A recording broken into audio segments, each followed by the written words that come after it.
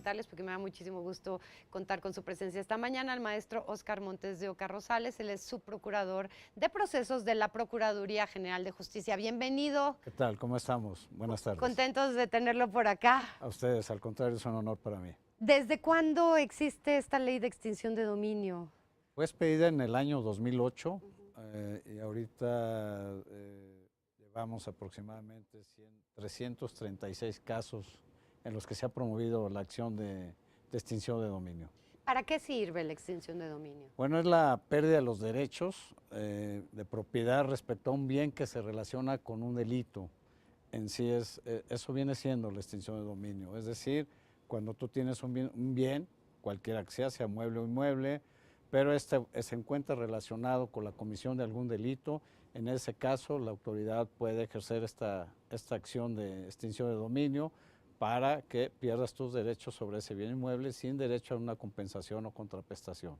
Ok, o sea, por haber ejercido alguna acción criminal en ese lugar, vamos a hablar de lugares específicamente, pierdes el derecho de seguirlo utilizando. Así es, como propietario, es decir, se da el caso de los narcomenudistas, rentan una casa y ahí ejercen su actividad ilícita, la autoridad descubre ese hecho, lleva a cabo la detención y ese inmueble no va a ser propiedad de estos delincuentes, pero sí puede ser materia de extinción de dominio, porque tú como propietario no realizaste las acciones pertinentes para evitar que se cometiera o que fuera utilizado por estas personas de manera ilícita. Por ejemplo, el dueño de, vamos a suponer un departamento o un local comercial, el dueño de ese local o de ese departamento tendría que haber estado al tanto de qué es lo que se hacía dentro de esa vivienda, inmueble, local o lo que fuera. Así es, tuvo que estar enterado de lo que se estaba haciendo, es decir, si tú no haces nada, quiere decir que estás dando tu consentimiento para efecto de que se siga cometiendo esa actividad ilícita. Claro. Entonces puede ser materia de extinción de dominio. Por ejemplo, en Estados Unidos, antes de rentarte un departamento, una casa o lo que sea, te hacen una investigación muy exhaustiva. ¿Quién eres? ¿A qué te dedicas? ¿A qué te has dedicado antes? Si has tenido problemas con la justicia y todo eso. Y de esa forma ellos ya saben si te rentan o no te rentan. Así es, aquí lo que se recomienda es que primero tú como propietario, normalmente se dan en arrendamiento los inmuebles, como propietario te cerciores de la identidad de la persona, eso es indispensable, ¿no? Posteriormente pedir referencias, bueno, ¿tú por qué me quieres rentar mi departamento? ¿Dónde estabas antes? En fin, todas esas situaciones que son sencillas, desde luego el arrendatario o el que va a ser el ocupante, pues debe proporcionarte esta información y tú cerciorarte de la misma. También puedes, con tus vecinos, pedir información respecto a los ocupantes del inmueble que están haciendo, si son buenos vecinos o todo eso, ¿no? Entonces, eso es lo que se puede hacer, incluso visitas periódicas a tu inmueble para saber si está destinado a lo que precisamente tú lo otorgaste en posesión. Claro, tiene toda la lógica del mundo. O sea, si tú tienes algo, un coche, un departamento o lo que sea, no puedes nada más decir haz con él lo que quieras, ¿no? Tienes que darle un buen uso y tienes que asegurarte que quien lo tiene le dé un buen uso. Claro, cuando el afectado demuestra que cumplió con esos requisitos mínimos, desde luego la autoridad no tiene impedimento en que siga gozando de sus derechos. Pero sí nos hemos encontrado en casos de que el propietario sí dio su consentimiento o sí permitió que se cometiera esa actividad ilícita, entonces es cuando se entra al análisis del caso y desde luego se ejerce la acción de extinción de dominio ante un juez civil, donde también va a ser escuchado y vencido en un juicio previamente por la autoridad establecida en el procedimiento, ¿no? Claro, subprocurador, ¿cuáles serían los delitos que ameritan extinción de dominio? Mira, son secuestro, trata de personas, robo de vehículos y contra la salud en su modalidad de narcomenudeo, aunque ahorita el gobierno de la Ciudad de México está promoviendo la nueva ley que también se incluye el delito de enriquecimiento ilícito. Ok, perfecto. Ahora, la idea esencialmente no es castigar al arrendatario, al arrendador, sino en este caso, por ejemplo, irle cortando sus capacidades económicas a los que están cometiendo crímenes en estos lugares, ¿no? Así es, desde luego, porque hay otras hipótesis, por ejemplo, puede ser el delincuente y tenga los bienes a nombre de terceros. Claro. Entonces ahí es donde el Estado afecta la economía del delito, ¿no? Y desde luego eso es política criminal y eso va a disminuir los índices delictivos, ¿no? Es una herramienta legal que tiene el Estado para efecto de disminuir los índices delictivos o inhibir esas conductas ilícitas. Ahora, ¿cómo funciona esto? ¿Es automático una vez que se detecta que en alguna parte se ha cometido este tipo de delito? ¿De automático se empieza con el proceso de extinción de dominio? Así es de oficio. En cuanto la autoridad investigadora dentro de una carpeta de investigación detecta que se cometió este ilícito, son puestos a disposición detenidos, el inmueble propiamente, se lleva a cabo el aseguramiento y tenemos una Fiscalía de Extinción de Dominio donde hace el análisis de este caso. Desde luego hay que cerciorarse el propietario, quién es, el bien, si está regularizado, eso es muy importante también. Entonces empezamos a pedir información al Registro Público de la Propiedad, al Catastro, a la Secretaría de Finanzas. Nos hacemos llegar de toda esa documentación para que una vez que esté debidamente identificado el inmueble y el propietario, acudimos ante un juez civil y ejercemos la acción de extinción de dominio. De ahí le notifican al propietario y ya se inicia la controversia. Ok, me supongo que hay casos y hay casos, ¿no? Porque a lo mejor si tengo un departamento y durante 3 años lo he tenido rentado a un narcomenudista, bueno, ni modo que en 3 años no me diera cuenta de a qué se dedicaba. Pero ¿qué pasa si yo tengo una casita, se la rento a una pareja y resulta que una semana después o un mes después se descubre que era una de estas casas de seguridad donde tenían a unos secuestrados ahí?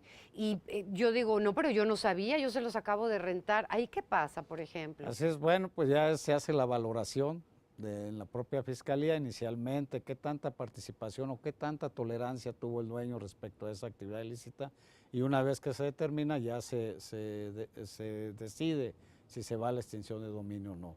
Pero bueno, aquí es más que nada la buena fe con que actúa el propietario, ¿no? Eso es lo principal, lo que se debe de analizar y valorar. Claro. ¿Qué pasa entonces con estos bienes una vez que se ha ejercido la extinción de dominio? Bien, pues son destinados al bien común. En este caso, los últimos que hemos tenido han sido destinados para un centro de justicia para mujeres en Iztapalapa, o tenemos otro en la delegación Cuauhtémoc que está destinado para personas en situación de calle, en lo que se reincorporan a la actividad laboral, pueden pernoctar ahí se les da de comer y se les da asistencia correspondiente. Entran muchas dependencias del gobierno local para efecto de determinar cuál va a ser el destino del O sea, bien. no es que se lo queden y después ustedes lo vendan, sino que le dan un uso social. Exacto, Ajá. así es.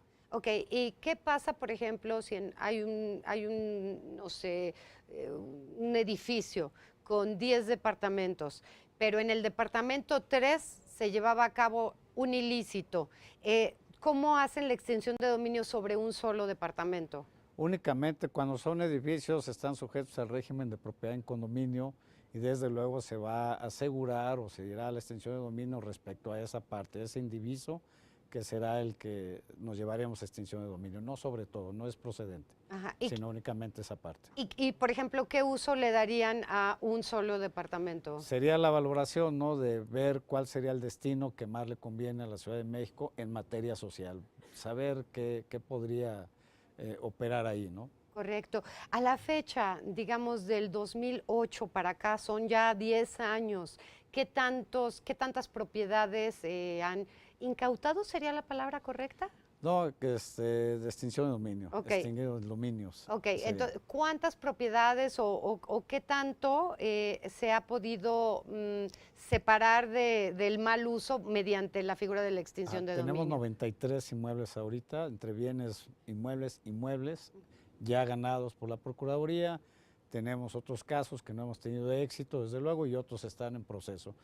336 más o menos hemos tenido en total, 93 ganados, y los demás están en proceso o algunos ya no han sido exitosos.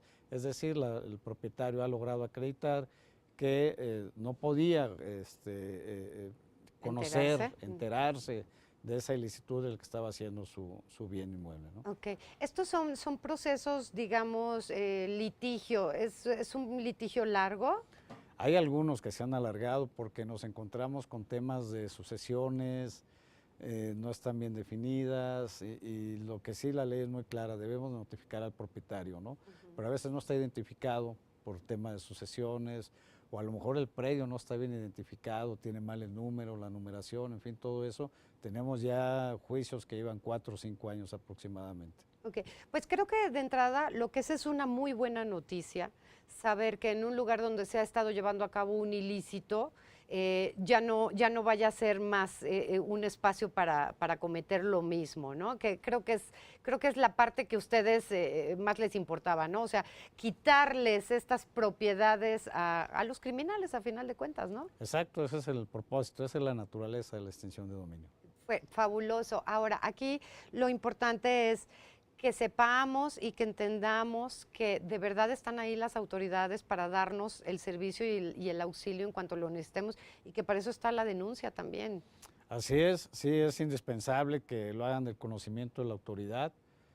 Aquí tengo los números telefónicos, si me permites. Por favor. Es el 5209,000, el 01800-0074-533 y a la página de la Procuraduría. Ahí se abre, se despliega y ahí encontrarás la forma de hacer tu denuncia, incluso de manera anónima. Bueno, pues sí hay que hacerlo porque, ¿sabe? Hay veces que nos pasa que decimos, no, es que yo sé de un niño al que maltratan, ¿no?